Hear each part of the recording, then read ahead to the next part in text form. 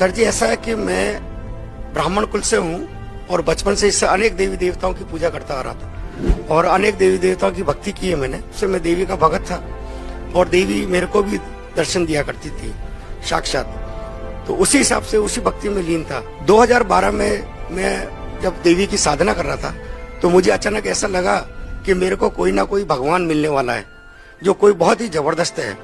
इस प्रक्रिया के अंदर मेरा मन नहीं लग रहा था उस साधना को करने में, तो 2012 के बाद में दिसंबर के अंदर मेरे को एक मेरा मित्र था, उसने ज्ञान गंगा पुस्तक लाकर मेरे को दी। उस समय वो गुरु जी को, संत रामपाल जी महाराज जी को बहुत गालियां दे रहा था। तो मैंने उससे पूछा, भाई आप गाली क्यों दे रहे हो संत जी को? कि देखो ऐसा संत है हमारे देवी देवताओं के बारे में ऐसा बताता है।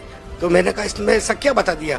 कि देखो भगवान को भूत बता रहा है। तो मैंने कहा भगवान तो भागवत गीता में बताया है कि मैं भूत ही हूँ, भूतों में सबसे बड़ा भूत मैं ही हूँ। तो मैंने कहा ऐसा करो आप ये किताब पुस्तक मेरे को दे दो। तो उन्होंने कहा ठीक है, मेरे किसी काम की नहीं, आप ले लो इसको।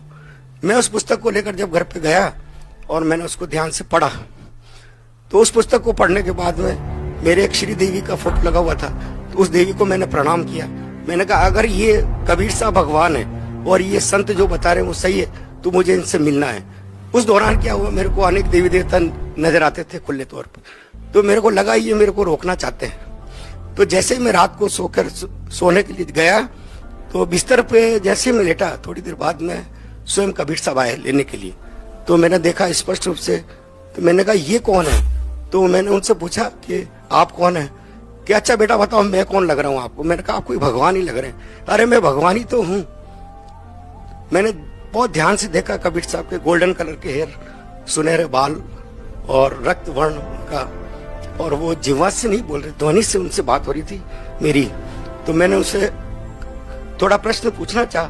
मैंने कहा उन्होंने मेरे को टोपी उतार के मेरे को बताया कि मेरे को ये 2 गुप्त मंत्र हैं, तत् और सत मेरे को दे दो। तो मैंने कहा परमात्मा ये, अगर आप परमात्मा है तो ये मेरे पास नहीं है कि मेरे पास है। आप ऐसा करो बरवाला आ जाना। तो मैंने कहा बरवाला में तो रामपाल जी रहते हैं। तो उन्होंने मेरे को बताया कि मैं ही रामपाल हूँ और आप वहां पर आ जाओ। मैंने कहा ठीक है। जाते जाते उन्होंने मेरे से कहा कि देर मत करना, बहुत तेजी से समय निकल रहा है बेटा, तुरंत चले आओ।